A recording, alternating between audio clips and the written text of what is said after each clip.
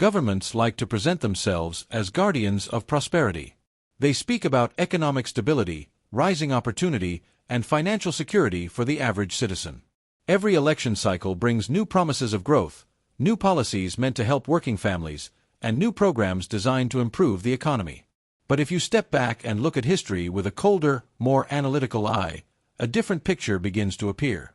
Across centuries and across continents, governments have repeatedly relied on financial mechanisms that quietly shift wealth away from the public and toward centers of power. These mechanisms rarely appear as obvious taxes or direct confiscation.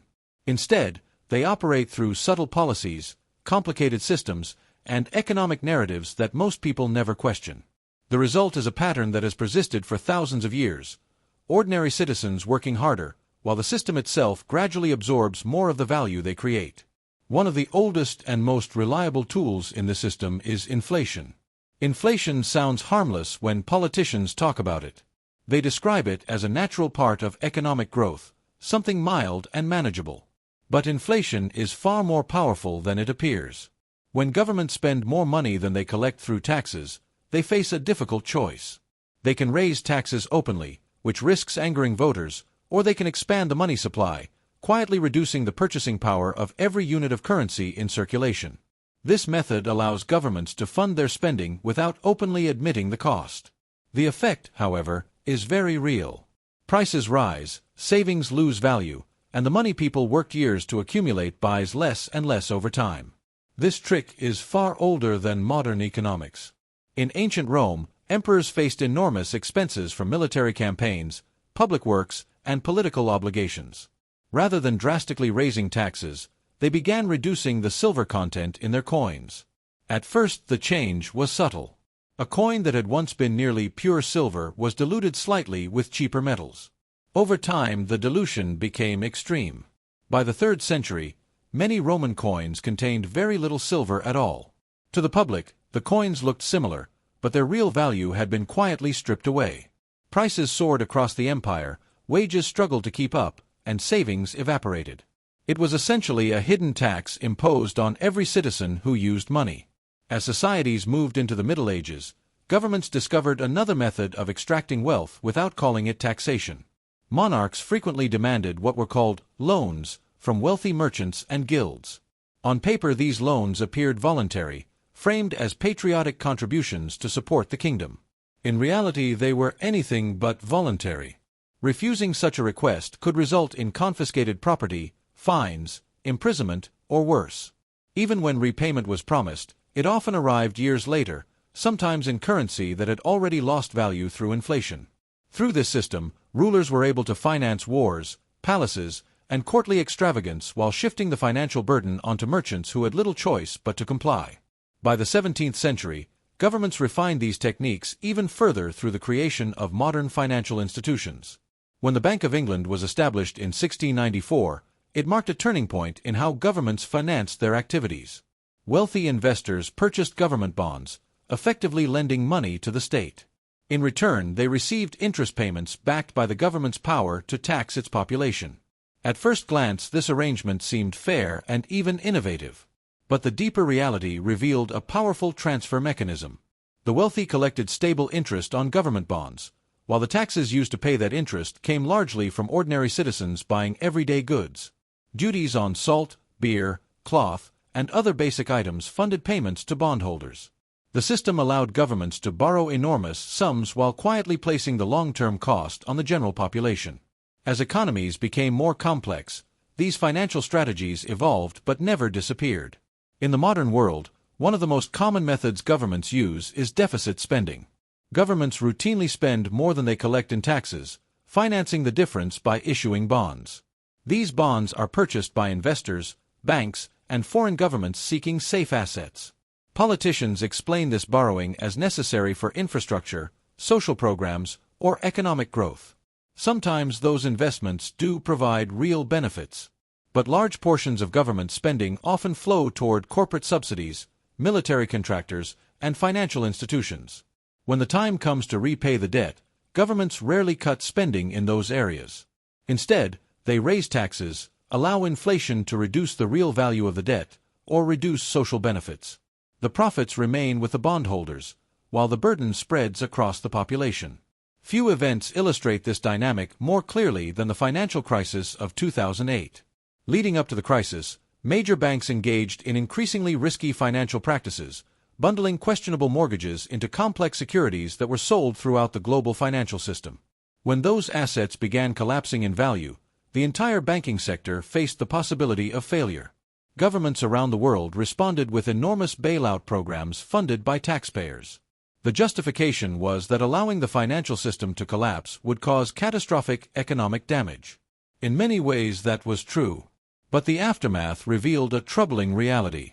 The same institutions whose actions triggered the crisis were rescued, stabilized, and ultimately became even larger and more powerful than before. The public absorbed the losses, while the financial system recovered and continued operating largely unchanged.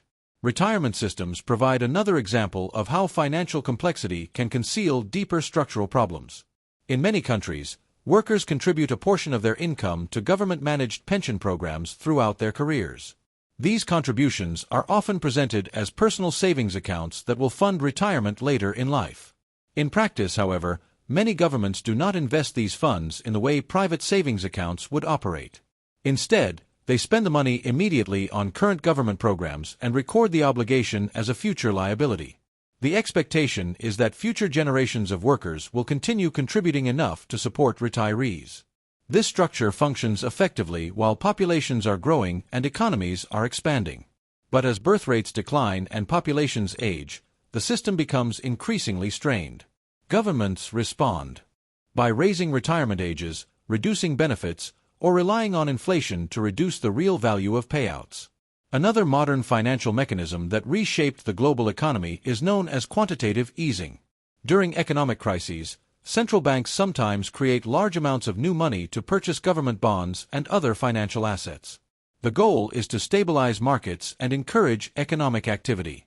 Following the 2008 financial crisis and again during the global disruptions of the early 2020s, central banks created trillions of dollars through this process.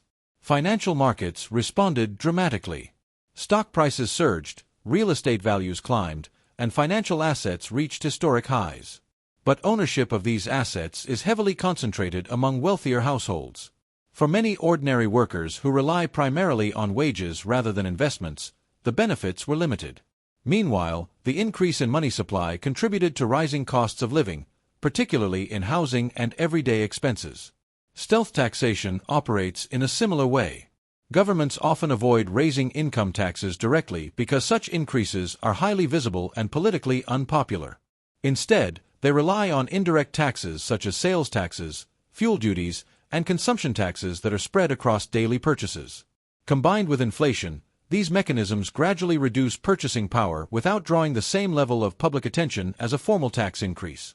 A paycheck might appear larger over time, but if housing, food, healthcare, and transportation costs rise faster than wages, real financial progress becomes difficult to achieve. Regulation presents another interesting dynamic. On the surface, regulations are designed to protect consumers and maintain fair competition. Financial regulations, safety standards, and consumer protections can serve important purposes. Yet history repeatedly shows that industries often influence the very regulations meant to control them. This phenomenon, known as regulatory capture, occurs when powerful companies shape the rules in ways that benefit themselves while creating barriers for smaller competitors. The result is a system that appears protective on paper but quietly reinforces the dominance of established corporations. War financing has historically amplified many of these financial strategies. During major conflicts such as World War I and World War II, governments encouraged citizens to purchase war bonds as an act of patriotism. Millions of people participated, believing they were directly supporting their nation's defense. While this was true, war bonds also became stable investment vehicles backed by future tax revenue. After the wars ended, taxpayers continued paying the costs for decades through interest payments on the accumulated debt. Large defense contractors and financial institutions often benefited significantly from these wartime expenditures, while the long-term financial burden was distributed across society. Perhaps the most subtle trick governments rely on is complexity itself. Modern tax codes stretch across thousands of pages. Financial instruments can involve layers of derivatives and structured assets that even professionals struggle to fully explain. Government budgets contain countless line items written in technical language that ordinary citizens rarely have time to study. This complexity creates a natural barrier to understanding how money flows through the system. When the public cannot easily see how financial decisions affect them, accountability becomes much harder to maintain. Understanding these historical patterns does not mean governments are inherently malicious or that every economic policy is designed to exploit citizens. Governments manage complex societies and face enormous challenges, from maintaining infrastructure to responding to crises. However, history consistently shows that financial systems tend to favor those who understand them best and influence them most directly.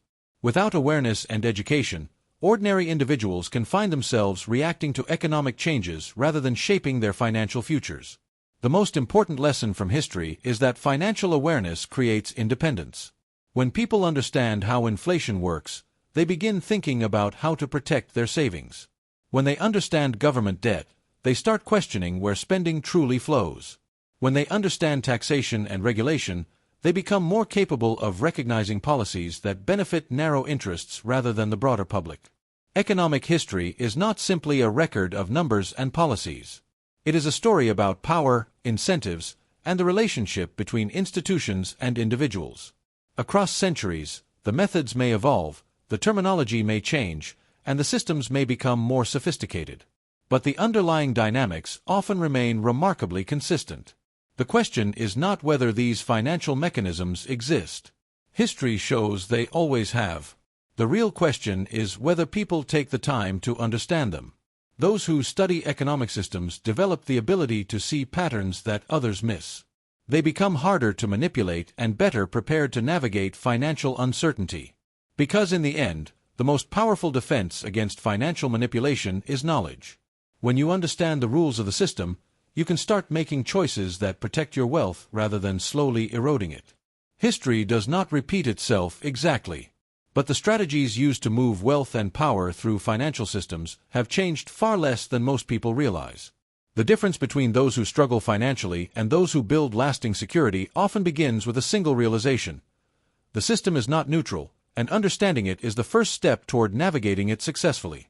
If this perspective changed the way you see money, power, and history, subscribe for more stories that reveal the hidden forces shaping the world around you.